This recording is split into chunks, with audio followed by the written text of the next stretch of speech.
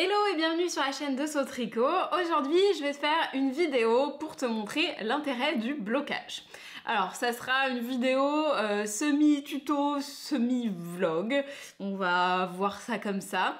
En fait, hier soir, j'ai terminé mon top Rosenlund de Sari Nordlund que j'ai tricoté avec la Damia de chez Natissé à Chanvre, donc qui était un fil en chanvre et en coton.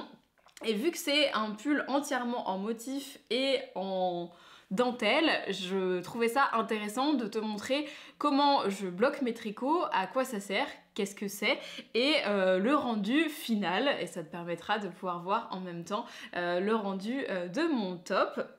Donc, je l'ai laissé hier soir en l'état et on va le bloquer ensemble. Alors déjà, qu'est-ce que c'est que le blocage en tricot ou en crochet, parce que ça peut être aussi utilisé en crochet. L'intérêt du blocage, c'est de donner la forme finale à son ouvrage. Donc l'idée, c'est de venir plonger son tricot ou son crochet dans de l'eau pour que la fibre vienne s'imprégner de l'eau et vienne trouver sa forme finale. Il faut savoir que les fibres en général, quand elles sont sorties de la filature, elles ont encore des apprêts dessus, elles sont encore imprégnées soit de teinture, soit d'huile de filage, etc. Et donc on a le rendu final d'un fil qu'une fois qu'il a été lavé pour une première fois.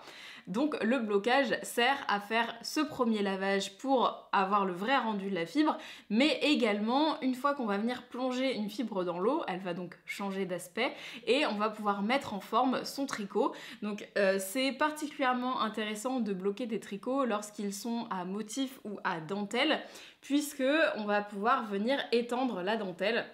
Donc là, si tu vois mon motif qui est très ajouré, une fois qu'on va le bloquer, on va venir étendre le motif pour avoir, pour pouvoir déployer réellement la dentelle, pour pouvoir aplanir un jacquard, etc. Donc l'idée, c'est que je te montre la différence et que tu puisses justement voir l'intérêt du blocage. Alors, ça sera pas extrêmement flagrant sur ce top puisque on est sur une fibre en coton et en chanvre. Ce sont des matières végétales et donc des matières qui bougent très peu au contact de l'eau.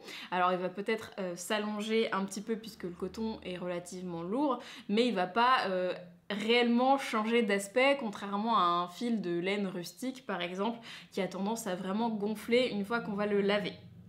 Donc avant de le bloquer, personnellement, les étapes que je réalise, j'ai rentré les fils sur cet ouvrage, mais je ne les ai pas coupés. Donc si tu vois tous les fils, ils sont encore présents. Alors, il y a débat à pourquoi on rentre les fils avant ou après le blocage. Dans mon cas, je rentre les fils avant parce que j'aime bien avoir un ouvrage réellement terminé une fois qu'il est lavé et que je puisse le porter directement. Donc moi, je rentre les fils avant le blocage, mais je laisse les fils avant de les couper à ras, puisque, comme je te l'ai dit, au blocage, la matière va venir s'étendre ou va venir se rétrécir, en tout cas faire sa vie, et le fait de ne pas couper les fils à ras permet de pouvoir continuer à faire sa vie sans que les fils vont ressortir après coup. Donc je rentre tous les fils, mais je les laisse tels quels et je viendrai les couper une fois le blocage terminé. Il y a des personnes qui préféreront rentrer leurs fils après le blocage. Honnêtement, ça change pas vraiment grand chose, donc à toi de voir. Personnellement, j'aime bien que ce soit terminé, et que j'ai plus grand chose à faire une fois que c'est lavé, à part couper mes fils et peut-être faire des photos. Mais bon, tu me connais. Donc les fils sont rentrés, toutes les finitions sont terminées. Ici, on est sur un ouvrage qui est en rond, donc il n'y a pas de couture à effectuer, à part la couture du col que j'ai également déjà réalisé pour avoir un col qui soit bien en forme une fois bloqué. Si vous faites des ouvrages qui se tricotent à plat, il est plutôt recommandé de bloquer les pièces avant de les coudre pour que justement elles puissent prendre leur forme finale et que les bordures soient bien détendues. Le risque de coudre ces pièces avant blocage, c'est que les pièces vont s'étendre, mais pas les coutures, parce que souvent les coutures c'est ce qui vient maintenir le tricot, et vous risquez d'avoir des pièces qui soient un petit peu disproportionnées. Donc on recommande plutôt l'inverse.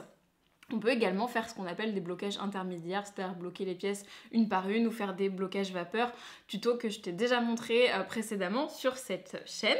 Ce qu'on peut faire avant blocage, c'est également prendre les mesures de son top, donc le placer à plat, venir avec un mètre ruban et reprendre les mesures, donc les mesures de largeur et de longueur à partir de l'emmanchure et de longueur totale, pour pouvoir après comparer avec les mesures finales du top une fois bloqué. Donc c'est parti pour le blocage. Avant le blocage, j'avais envie de te montrer à quoi il ressemble une fois porté sans blocage pour que tu puisses comparer l'un après l'autre, donc avec exactement la même tenue.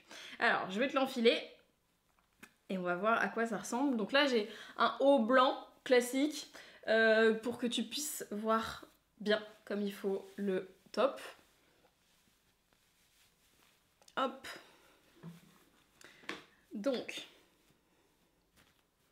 une fois terminé sur moi, on est sur un ouvrage qui ressemble à ça. Donc on est là, on est au niveau de ma taille, donc avec un pantalon relativement taille haute. Donc au niveau de la ceinture, le col est assez près du cou. Les manches sont des manches un tout petit peu tombantes, donc elles sont un peu plus éloignées que mes épaules. Il est relativement près du corps au niveau de la poitrine et au niveau de l'emmanchure. Il tombe pile, vous voyez, avec l'emmanchure de mon haut. Donc au-dessus du soutien-gorge, donc assez près du corps, et voilà pour la dentelle. Si je te filme le point de près,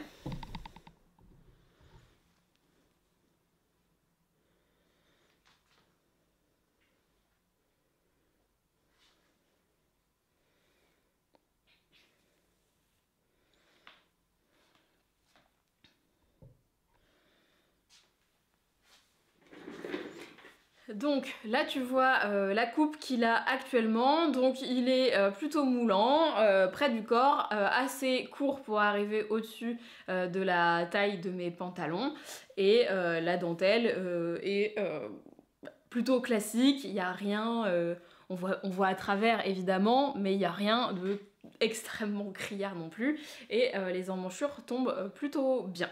Donc là, moi, je suis contente du fit actuel. Donc l'idée du blocage, c'est qu'il va un petit peu s'assouplir, mais j'espère pas trop s'étaler. C'est ce qu'on va voir ensemble. Donc je vais l'enlever et on va le bloquer ensemble. Alors, de quoi on va avoir besoin pour le blocage? Alors, moi, j'ai pris un saladier pour que ce soit plus facile pour te le montrer ici où il y a plus de lumière. Mais tu peux prendre une bassine, le faire dans ton lavabo, ta baignoire, ce que tu veux. L'important, c'est qu'il va falloir que tu prennes de l'eau qui soit tiède ou à température ambiante. Et ensuite, tu vas avoir besoin de la lessive avec laquelle tu vas laver ton tricot. Donc pour moi, c'est la Soak Yuzu. C'est une lessive sans rinçage. Donc je vais te montrer en même temps. Alors, on va venir mettre une petite cuillère à café de lessive dans l'eau. On va venir remuer l'eau. Hop là. Donc j'ai mis la lessive dans l'eau, dans le saladier, et on va venir immerger son tricot dans l'eau. Donc faut pas hésiter à appuyer parce que alors tous les tricots qui seront en matière naturelle et en matière animale vont avoir une résistance à l'eau, ce qui est totalement normal. Donc il faut pas hésiter à venir appuyer sur la matière. Et donc on y voit des petites bulles. L'idée ça va être de venir chasser l'air de la fibre pour que vraiment toute la fibre soit imprégnée d'eau.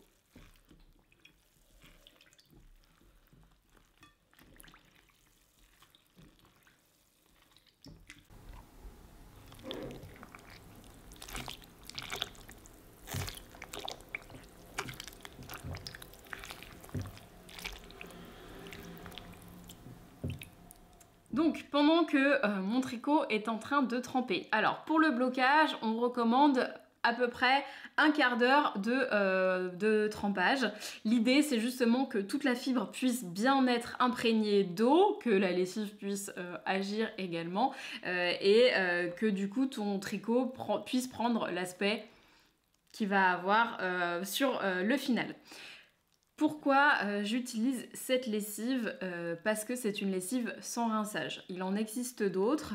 On pourrait penser que c'est un petit peu un gadget de tricot, la lessive sans rinçage, que c'est un petit peu aussi onéreux.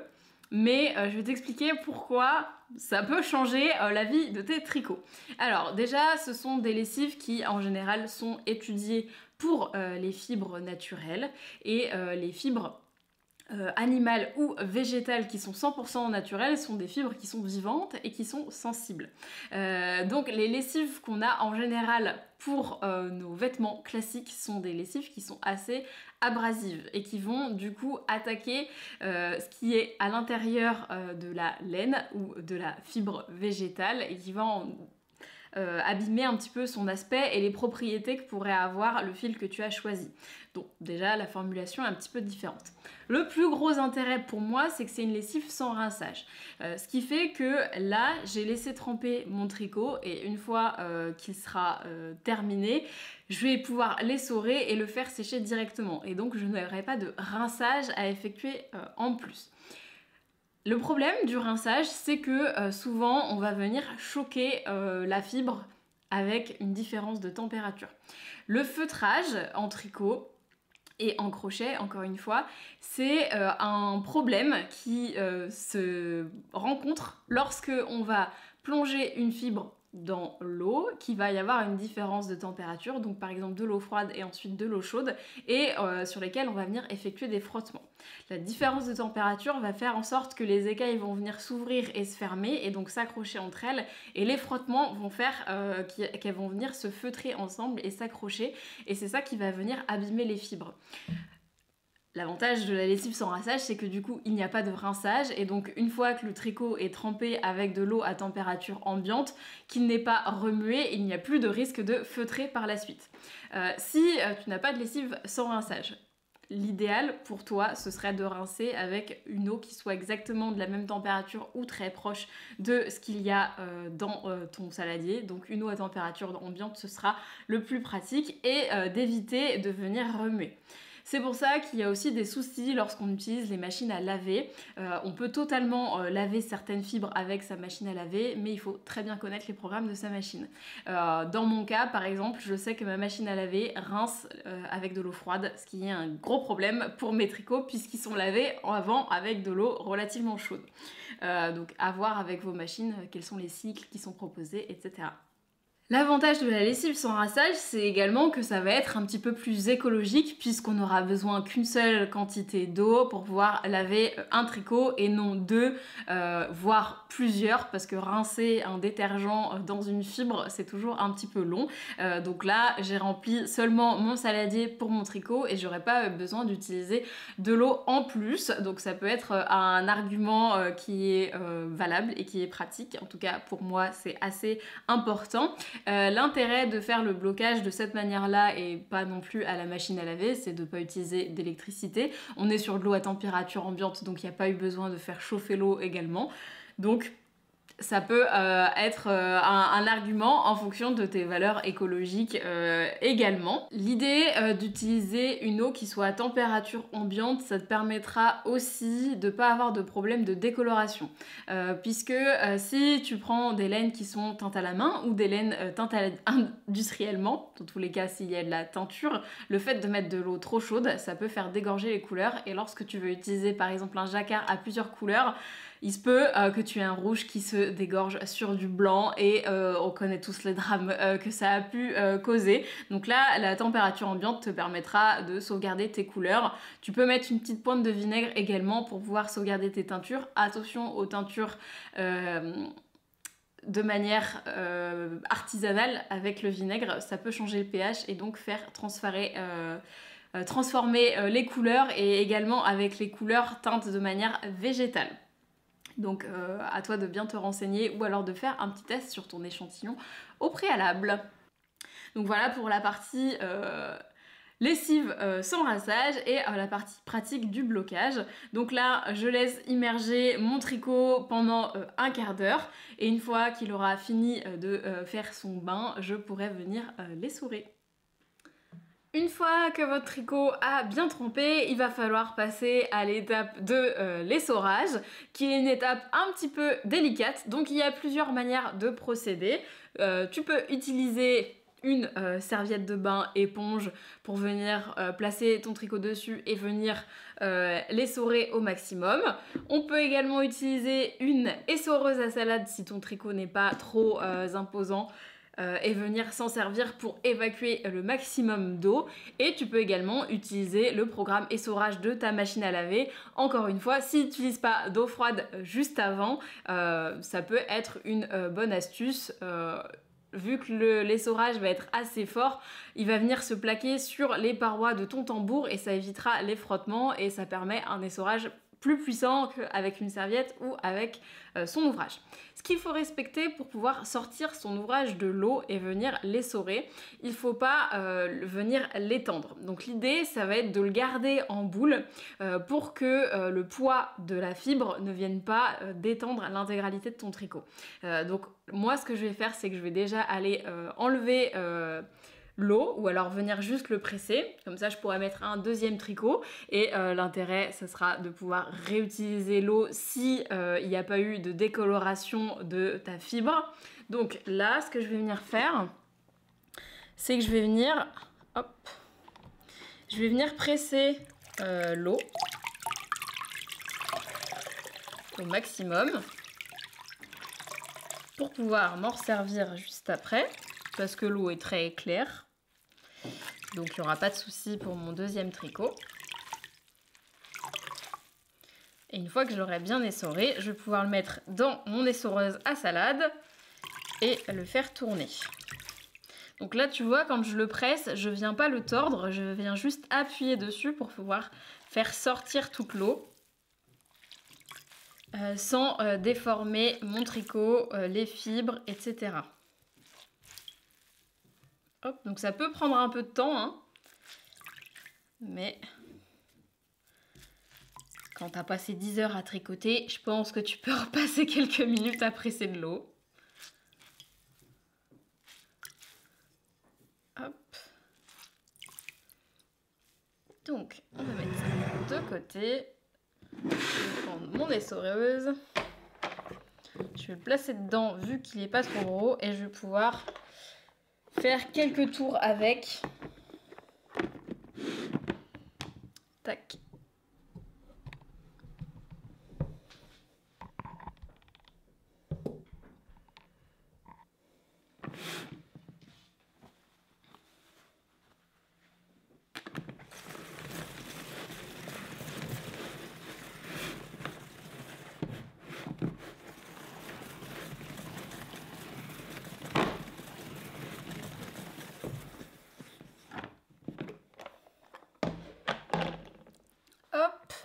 Alors, pour te montrer la technique de la serviette, alors je vais pouvoir mettre ça plus loin.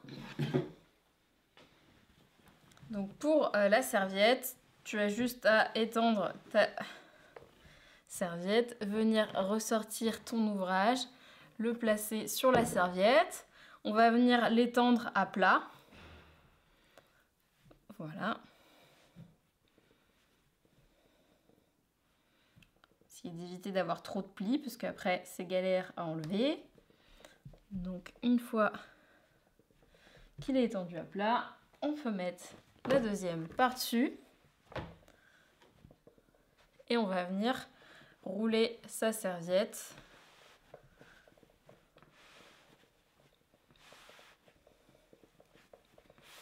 et on va pouvoir appuyer dessus pour évacuer le maximum d'eau.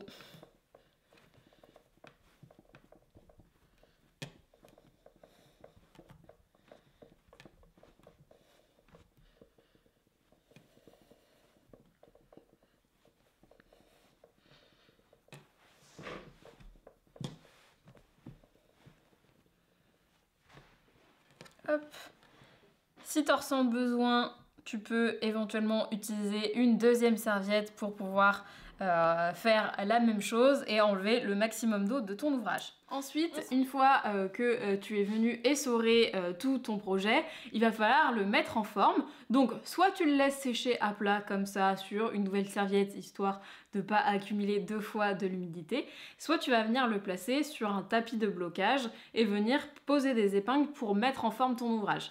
Ça peut être pratique, notamment par exemple pour des châles, qui seront des châles qui sont très grands et dont tu vas avoir besoin d'avoir une belle ligne et pouvoir étirer de la dentelle. En général, pour la dentelle, les épingles, c'est toujours très pratique. Pour un pull, ça va dépendre de la forme et du rendu que tu as envie pour ton pull. Là, vu que j'ai des nouvelles épingles de blocage, on va en profiter, on va les essayer ensemble. Donc mon tapis personnellement, c'est un tapis de sport, de yoga classique, mais tu peux trouver des alternatives, notamment avec les petits carrés en mousse pour les enfants, acheter un réel tapis de blocage chez une marque spécialisée, etc.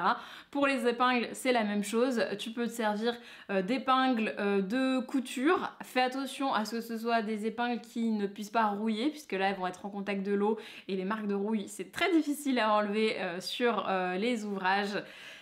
Donc voilà, tu peux avoir des épingles de blocage qui sont dédiées et à trouver d'autres astuces. L'idée, ça va être de venir les étendre à plat pour éviter encore une fois que tout le poids vienne tirer ton tricot vers le bas et l'allonger si c'est pas ce que tu as envie comme rendu au final. Donc là, je vais aller chercher tout mon matériel et on va mettre ça en place. Donc j'ai déroulé une partie du tapis de blocage, je viens récupérer mon ouvrage et je vais venir l'étendre sur mon tapis pour le mettre soit aux mesures qui sont indiquées dans le patron, soit aux mesures qui me paraissent convenir pour moi.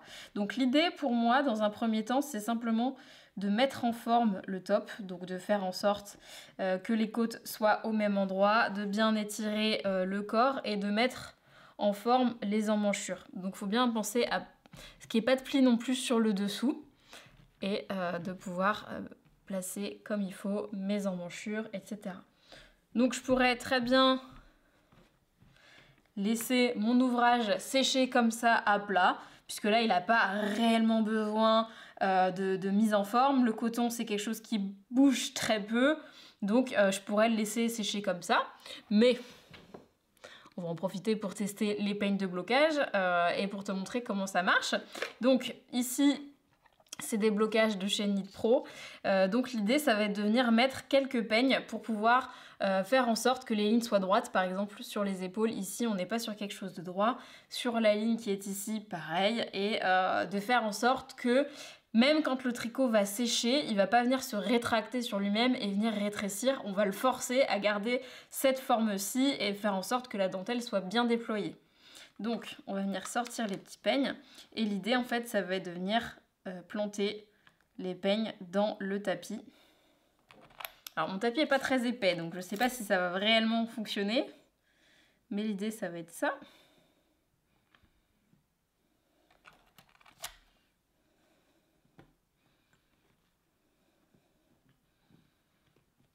Tac. On va pouvoir, hop là, faire en sorte qu'on soit bien sur des lignes parallèles ici aussi. Donc on va pouvoir en placer sur les emmanchures. Ce serait bien que les deux soient au même niveau. Tac.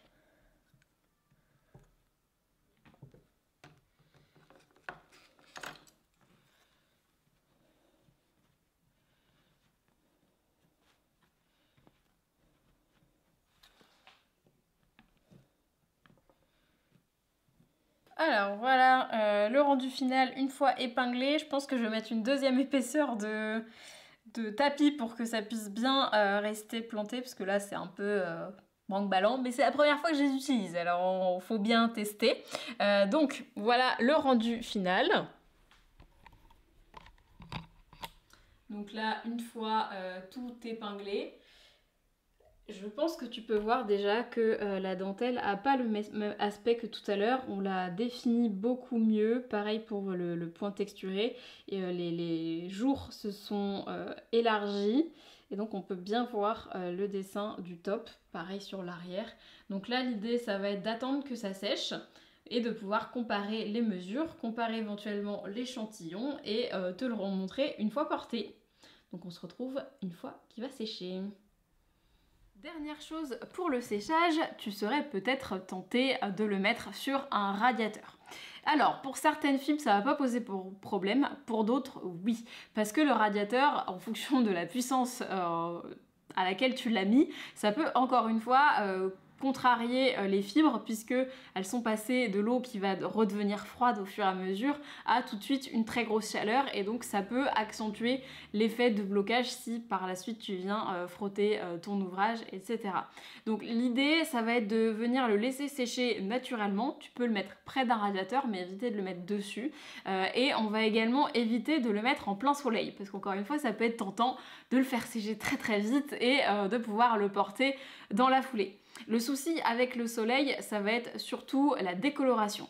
Tout ce qui va être teinture, en général, ne va pas apprécier les lumières directes et donc le fait de le mettre au soleil à la lumière de manière directe, ça va faire en sorte que les teintures vont réagir et vont potentiellement se décolorer.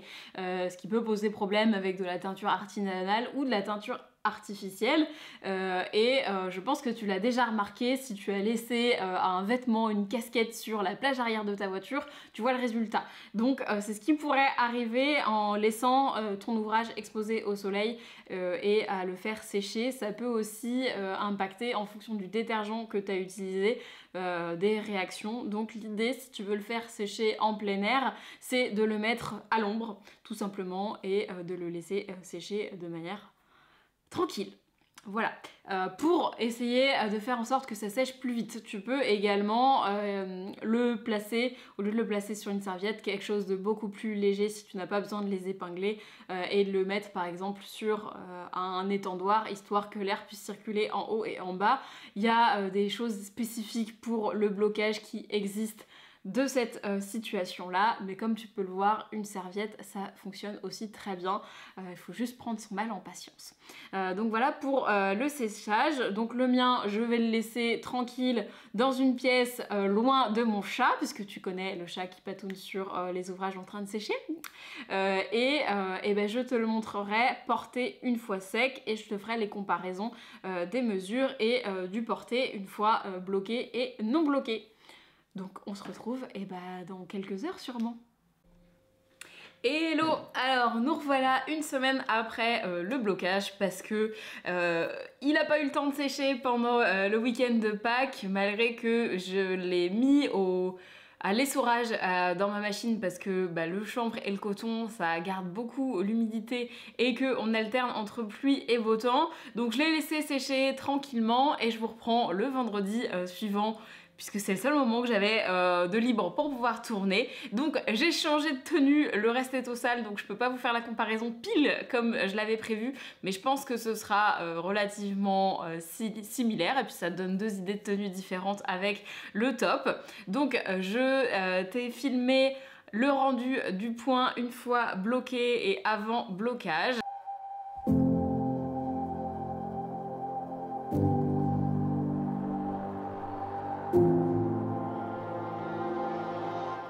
Le voilà maintenant totalement terminé, j'ai coupé les fils et donc tu peux voir le rendu terminé. Donc je sais pas si tu arrives à remarquer, mais il a pris pas mal de souplesse après le blocage. Donc là on est sur un top qui est beaucoup plus fluide qu'avant. Donc moi c'est déjà la première chose que j'ai remarqué. Il est un petit peu plus doux également et le point s'est très bien ouvert.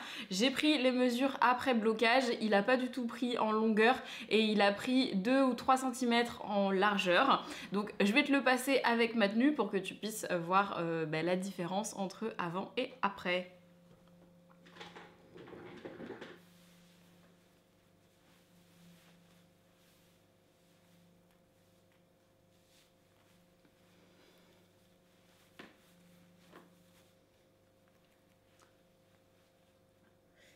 Alors, je vais laisser le col rentrer dans la tenue, mais du coup, tu peux voir le rendu. Du coup, au niveau des emmanchures, il n'a pas bougé, la tête non plus. Il a juste pris en fluidité. Donc, globalement, ici, il n'a pas énormément bougé. Il ne s'est pas allongé non plus. Mon pantalon arrive ici, donc ma taille est un tout petit peu en dessous. Donc, c'est relativement similaire.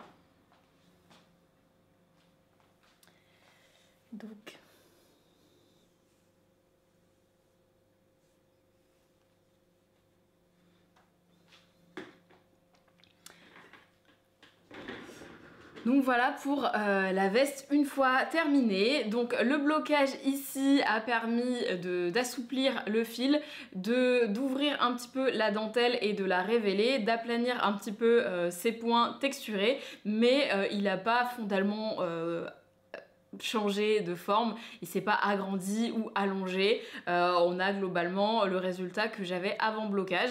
Donc là, ça te permet de pouvoir voir comment une fibre évolue avant et après blocage. Sur certains ouvrages, c'est beaucoup plus parlant. Ici, on est sur une fibre végétale, donc les fibres végétales ne bougent pas énormément une fois dans l'eau. Je te ferai peut-être le test avec un autre de mes ouvrages qui sera peut-être plus parlant, notamment le châle que je suis en train de travailler en ce moment. En tout cas, j'espère que cet avant-après et ce mini tutoriel t'aura plu et te permettra de te faire ton avis ou de passer au blocage si tu ne l'avais jamais fait. Donc on se retrouve dans une prochaine vidéo sur cette chaîne ou à très vite sur les réseaux. Moi, je vais me faire un plaisir de pouvoir porter ce top autant au printemps-automne que à l'été et je vais essayer de constituer une tenue pour le salon Pour l'amour du fil qui se tient la semaine prochaine du 18 au 22 avril. Donc il n'y a plus qu'à, maintenant je vais les traîner et faire toutes les tenues que je peux, donc j'en suis très contente et je t'en reparle dans le prochain journal créatif. Je te souhaite une bonne journée ou une bonne soirée et on se dit à très vite. Salut!